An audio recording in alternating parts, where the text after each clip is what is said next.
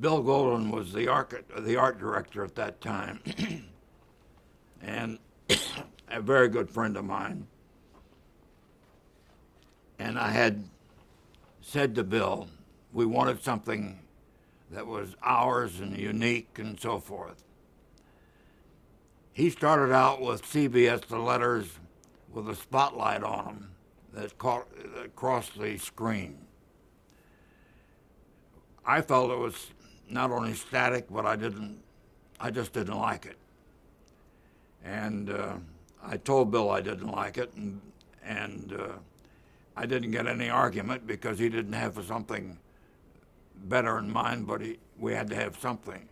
Then the next thing he did was to take those three letters, CBS, and run an oscillogram behind them, which said CBS on the end of the tube. Not a bad idea because it was electronic in its imagery.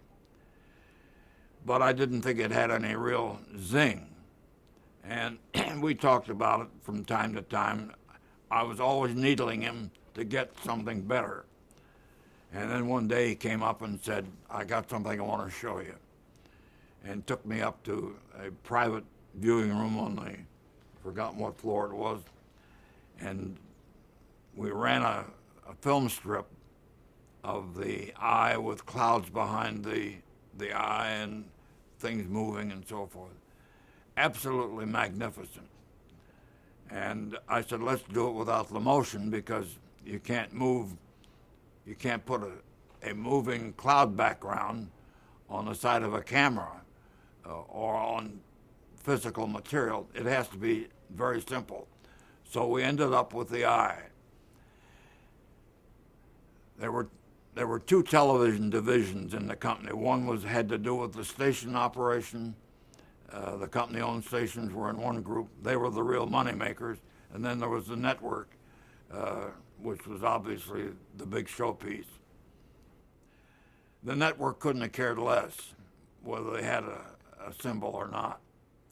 Merle Jones, who headed the stations division, said, I don't want to see that eye on WCCO or KMOX. I just think it's terrible. So I said, be patient. Let's try it and see what happens.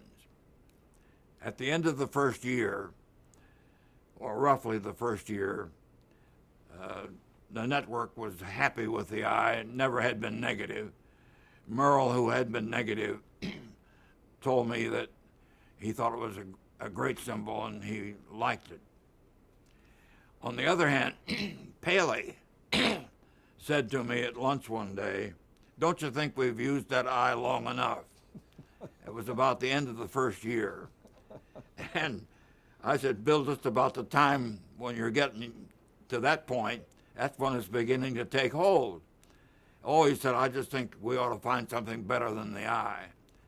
And so I had trouble both above and below, and I pushed ahead on the eye, and I think it survived very handsomely.